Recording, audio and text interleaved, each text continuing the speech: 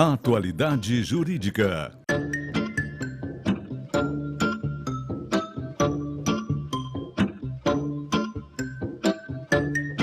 Com Odilon Garcia Júnior e Ivone Garcia.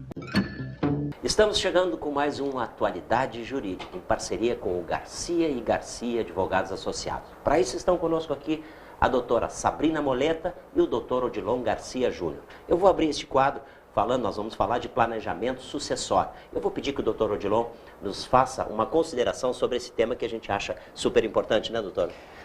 Então, obrigado, Guaraci, pelo convite mais uma vez, pela oportunidade. E o programa hoje tem um tema muito interessante, que é esse planejamento sucessório patrimonial.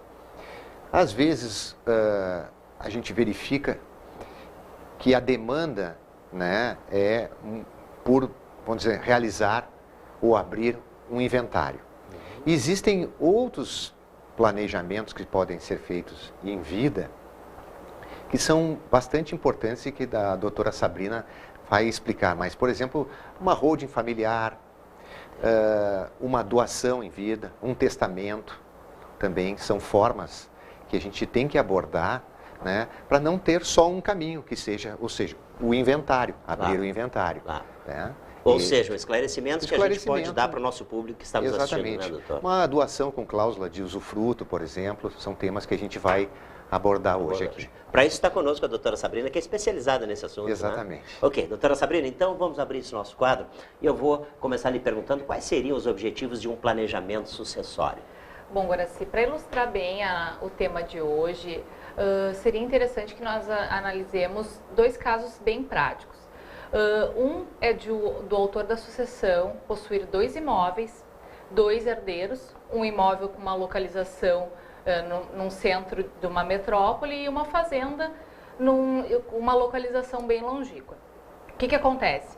Para que não exista preocupações e discussões posteriores, nós precisamos contar que um dos herdeiros abra mão da vida na cidade e tenha aptidão para a vida na fazenda.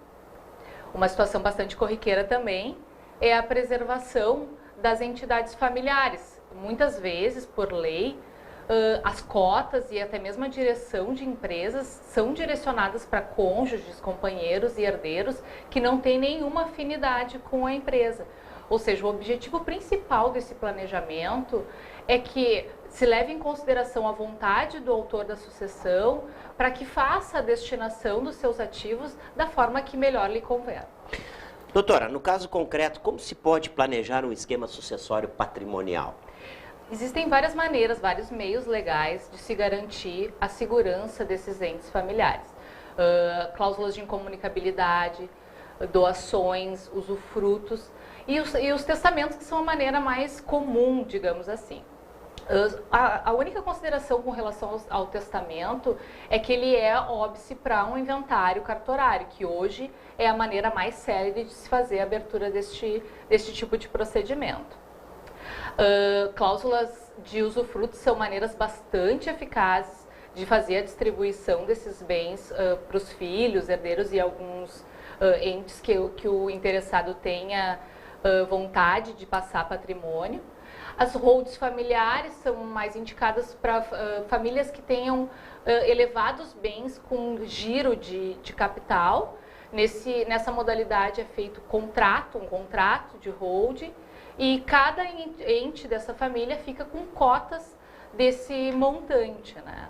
O principal que tem que se observar é que, caso a caso, esse plano sucessório ele é feito com medidas legais que atendam ao interesse desse autor, para que seja de forma eficaz a partilha desses bens.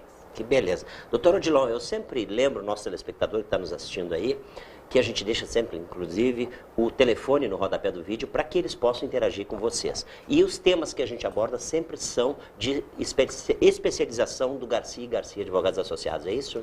É isso, Guaraci. O programa de hoje está abordando um direito preventivo. Nós queremos informar aos telespectadores as inúmeras possibilidades de um planejamento sucessório. E isso é extremamente importante. A via do inventário, através de testamento, é uma das vias, né? É uma das formas de se fazer uma sucessão, vamos dizer assim. Mas nós temos inúmeras outras possibilidades, né? Por exemplo, a doutora Sabrina aqui pode abordar a questão de se fazer também um plano de previdência privada, um seguro de vida, né? Essas questões... Isso previamente, doutor? Previamente. Para Né? evitar Por exemplo, qualquer um problema. plano de previdência privada não precisa entrar no inventário, né? Está ali já o beneficiário do plano, ele fica com aquele crédito ou com aquele pensionamento ali vitalício, por exemplo, né? São formas importantes que quem tem um patrimônio, né, tem que pensar nisso em vida. Claro. Né? Aliás, esse é o objetivo do nosso quadro aqui dentro do programa, né? Que o Garcia esclareça aí para você que está nos assistindo, exatamente para que não tenha dúvida nenhuma e que possa resolver tudo previamente, não é isso, doutor? Exatamente. Bom, doutora Sabrina, vamos continuar? Existem questões que poderão ensejar discussões mesmo com um plano sucessório elaborado, é isso? Sim, Guaraci, talvez esse seja o aspecto mais volátil desse tema, porque esse plano sucessório ele tem que também acompanhar a mutação desses bens ao longo do tempo. Ou seja, a valorização, a desvalorização dos imóveis, isso pode gerar uma certa discussão entre os herdeiros. A forma mais segura e talvez a mais comum são aportes financeiros, células de crédito que acompanham a evolução do mercado e principalmente a evolução da moeda, são maneiras bastante seguras de contentar todos os entes dessa família. Bom, sendo assim, eu vou pedir para que o doutor Odilon dê uma dica aí para quem está nos assistindo. Doutor, qual seria o conselho para quem está nos assistindo que poderá passar por um problema como esse, para previamente se prevenir, é isso? Exato. Principalmente assim, a informação, agora sim, é importante. Fazer um planejamento com informação, com especialistas. Procurar um especializado no assunto. Procurar um especialista, seja um advogado, uma pessoa especializada nesse tipo de tema, né? Tá? E principalmente assim, quanto mais elevado o patrimônio, maior a exigência de um planejamento. Evidente, porque senão vira uma briga depois que ninguém se entende. Né? Exatamente, normalmente vira isso. E o que a gente verifica é às vezes que os problemas que chegam nem é propriamente da família em si, mas dos que chegam na família, Evidente. Né? Os que vêm depois, Os que vêm depois, né? Então essa é uma das questões que a gente aborda também, né? Isso, evidentemente, tem como prevenir, né? Claro que tem. Com certeza tem maneiras de blindar, vamos dizer isso. Ao né? menos para que não haja essa confusão toda. Bom, esse foi então, eu acho que é isso, né, doutor, nesse quadro. Isso. Eu acho que até a gente vai poder voltar, esse tema é tão importante que a gente vai poder voltar a Eu tocar nesse acredito que é assunto. importante. Né? Agora sim. Para vocês que estão nos assistindo aí, então, fiquem ligados pelo telefone 21015151. Vocês podem tirar qualquer dúvidas que surgirem com o Garcia Advogados Associados. Tem profissionais especializados, nesse caso aqui, nesse tema a gente pode citar a doutora Sabrina Moleta, o doutor Odilon Garcia Júnior. Vocês fiquem ligados então nesse telefone. É isso, doutor? É isso, Guaraci. É isso, Obrigado, doutora? viu? Ok, esse foi o nosso Atualidade Jurídica de hoje, então. Lembrando que a gente está aí com esse telefone para tirar qualquer dúvida. Vamos ao intervalo comercial, em seguida a gente volta. Já. Oferecimento Garcia e Garcia Advogados Associados.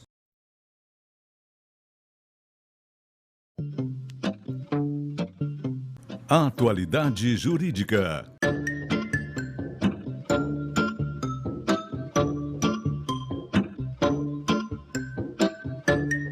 Com Odilon Garcia Júnior e Ivone Garcia.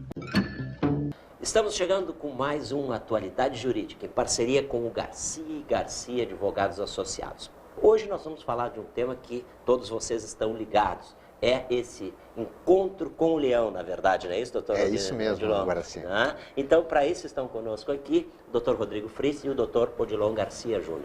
Doutor Odilon, eu vou lhe pedir que o senhor faça uma consideração, abrindo já esse tema, que todos nós, o Brasil inteiro, está ligado nesse assunto hoje, que é a declaração de imposto de renda. Né? E esse encontro com o leão é inevitável, né, Guaraci? Né? É inevitável. Não é o mais agradável. Não né? é o mais agradável, né? A nossa preocupação, Guaraci, é justamente abordar esse tema nesse momento agora, tão importante, que é a declaração do imposto de renda, né, do ajuste anual, com foco, evidentemente, na pessoa física. Para tanto, eu queria colocar aqui, ou sinalizar, a importância dos profissionais liberais, né, controlarem, principalmente a sua questão contábil de fornecimento de notas ou recibos, porque a gente tem verificado uma procura quando o cliente vai lá, o paciente, cliente, declara, mas não tem o recibo, não tem a nota, e dá cruzamento na receita, acaba caindo na malha. Ambos, né? Claro. O que informou e o que não forneceu o recibo ou a nota fiscal. E isso gera um transtorno, incomodação de ir lá, ter que dar explicações. É um tempo que é um desgaste, vamos dizer assim. Mas nós temos aqui o Dr. Rodrigo Fritz, que é o nosso especialista tributário no escritório, nosso advogado associado, que tem aí uma série de considerações que vão ser bem importantes de escutar. Não, e lembrando sempre ao nosso telespectador que estão nos assistindo, doutor Odilon, que eles podem interagir com vocês pelo telefone 21015151 e tirar qualquer dúvida aqui com o Garcia Advogados Associados. Doutor Rodrigo Fritz, nós vamos a esse assunto então que ninguém gosta, né, de se deparar com o leão, mas vamos tentar tirar alguma dúvida para que eles fiquem mais tranquilos, é isso? Claro. Bom, sendo assim, nós vamos começar perguntando para o doutor Rodrigo, quem está obrigado a fazer a declaração de imposto de renda no exercício de 2014, doutor? Então, Guaraci, a gente retoma esse tema que foi tratado ano passado, referente à declaração do imposto de renda. Vamos destacar primeiramente quem está obrigado a entregar, a fazer essa declaração de imposto de renda em 2014. Ou seja, todos, né? Na verdade, tem alguns casos específicos que a gente quer apontar. Em primeiro lugar, a pessoa que tenha recebido, no ano de 2013, rendimentos tributáveis, né, cuja soma desses rendimentos tenha sido superior a R$ 25.661,70. Esse é o primeiro caso. A pessoa também que tenha recebido rendimentos isentos não tributáveis ou tributados exclusivamente na fonte, cuja soma tenha sido superior a R$ 40 mil. Então a pessoa tem que cuidar, não são apenas os rendimentos tributáveis que te levam à obrigatoriedade da entrega da declaração. O que não é tributável também tem que ser lançado e também te obriga a entregar a declaração. Quem tenha também recebido, agora se quem tenha na verdade apurado um ganho de capital no ano de 2013, um exemplo, na venda de um bem imóvel, que é muito comum, tu vendeste um apartamento, oferiste um lucro na venda deste imóvel, um ganho de capital. Esse ganho de capital, tu tens que, na verdade, depois a gente vai abordar até um pouco mais isso, mas tu tens que, na verdade, apurar esse ganho de capital, se ele existiu, ou tu pagas o imposto de renda no mês subsequente, e aí é um grande cuidado que a gente deve ter, porque se tu deixas para pagar esse imposto de renda referente ao ganho de capital no ano da declaração, na data da entrega da declaração, tu pagas multa. Na verdade, tu tens que fazer esse pagamento, essa apuração, esse recolhimento do imposto no mês subsequente ao da venda. A menos que, dentro de 180 dias, tu utilizes o produto, esse ganho de capital que tu oferiste, na compra de um outro bem imóvel de valor igual ou superior. Certo? Então, é um grande cuidado que as pessoas devem ter. Por exemplo, Guaraci, comprei um imóvel por R$ 200 mil, né? Depois de algum tempo, alguns anos, vendi por R$ 500 mil. Né? Tive um ganho de capital. É um lucro presumido, né? Que a gente chama, não? É isso não? Não, seria, na verdade, um ganho de capital. Ganho de capital mesmo, né? O que eu tenho que fazer, que está indicando aqui o Dr. Rodrigo? Vendido esse imóvel, ou eu planejo, olha, vou comprar um outro imóvel, esse é o meu único imóvel, vou comprar um outro imóvel dentro desse prazo de 180 dias. E desse valor também? Não necessariamente, não. Desculpa, doutor João. Se tu, na verdade, utilizares parte deste ganho de capital na compra de um imóvel, tu vais recolher o imposto de renda proporcionalmente ao que tu não utilizou. Ah, perfeito, perfeito. Tá. Por exemplo, se eu comprar um imóvel, vendi por R$ 500 mil, vou comprar um imóvel de 400. Aí, a diferença do inicial, R$ 200 mil, vendi por 500 e comprei um apartamento de 400. Aí, sobre esses R$ 200 mil, né, excedentes, não teria problema se eu comprar um apartamento novo, um imóvel novo, no prazo de 180 dias. Mas sobre a diferença dos R$ 100 mil ali, sim, o doutor Rodrigo está colocando que eu tenho que fazer, então, né, Claro. o recolhimento em função desse ganho de capital. Desses 100 mil reais. Desses 100 mil reais. Tá, Tá? Isso é importante. Tá? Mas, evidentemente, não tenho a ideia de comprar um outro imóvel, né, no prazo desses 180 dias, efetivamente, o doutor Rodrigo aqui está nos colocando, eu tenho que fazer o recolhimento, não lá no ajuste anual, no outro ano, eu tenho que fazer já no mês subsequente. Isso é muito importante e as pessoas não sabem. É nisso que as pessoas se perdem e acabam entrando, caindo na malha fina, é isso? Não, nem chega a cair na malha fina. Não chegam às vezes a cair na malha, mas acabam pagando multa. Se não recolhem um mês após. Olha só, fiquem ligados então, fiquem ligados nesse tema, porque realmente é muito importante. Doutor Rodrigo, quanto à declaração de ganhos judiciais, quais os cuidados que o contribuinte deve ter? Agora, só voltando um pouquinho na pergunta anterior, Sim. há outras situações também de obrigatoriedade, referente, por exemplo, a valores recebidos em atividade rural, né? Pessoas que têm optado por essa isenção do ganho de capital, isenção de imposto de renda na apuração do ganho de capital. Essa pessoa também ela é obrigada a apresentar a declaração de imposto de renda, pelo menos para mencionar que ela optou por essa isenção. Pessoas que tenham, no caso, se tornado residentes no Brasil em qualquer mês do ano passado e tenham permanecido nessa condição até 31 de dezembro, pessoas que tenham tido a posse de bens ou direitos no valor superior, igual ou superior a 300 mil reais, então tem essas situações também que as pessoas têm que atentar. Em relação aos ganhos judiciais, Guaraci, a gente tem uma grande atenção com isso, um grande cuidado, porque é comum o contribuinte, até por desconhecimento, enfim, da legislação, muitas vezes cometer alguns equívocos que podem acabar implicando numa questão de malha fiscal, uma notificação de lançamento. Então a gente alerta o seguinte, alguns exemplos, né? A pessoa recebeu um precatório.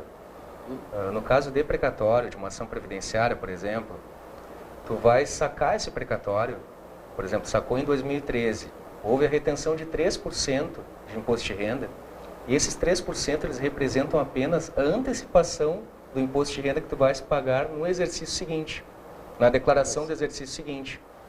Então, muitos contribuintes, eles recebem o precatório, têm essa retenção dos 3% e entendem que não é necessário tu pagares mais um valor de imposto de renda no ano seguinte, mas na verdade é necessário sim, esses 3% são antecipados dos 27,5% que tu pagas no ano posterior, e na declaração tu lanças novamente a tributação, pagando o valor restante, os 24,5%, com algumas benesses da lei, né, doutor João? Claro. Referente, por exemplo, aos rendimentos acumulados, né, é importante a pessoa atentar para o número de meses da ação. A Receita Federal já nos dá essa benesse de podermos calcular esse imposto de renda com base no número de meses da ação. Então, tu não vais pagar simplesmente 27,5% como se tu tivesse recebido aqueles rendimentos numa parcela única. Tu recebes esse valor numa parcela única, de fato, mas ele é referente a épocas anteriores. Então, tu dilui esse valor mês a mês e tem um imposto mais benéfico ou até tem uma isenção, né, doutor João? E exemplificando, né? É bom exemplificar essas questões de imposto, né? Vamos entender que um contribuinte recebeu uma ação, né, judicial no valor de 100 mil reais, Guaraci. Mas esse valor corresponde a 50 meses, né, que era de prestações, né, 50 meses. Ele vai lançar lá no programa da Receita, né, esse valor, o valor que foi retido quando ele recebeu no banco, normalmente os 3% esses que ficaram retidos, se for uma ação principalmente recebida na justiça.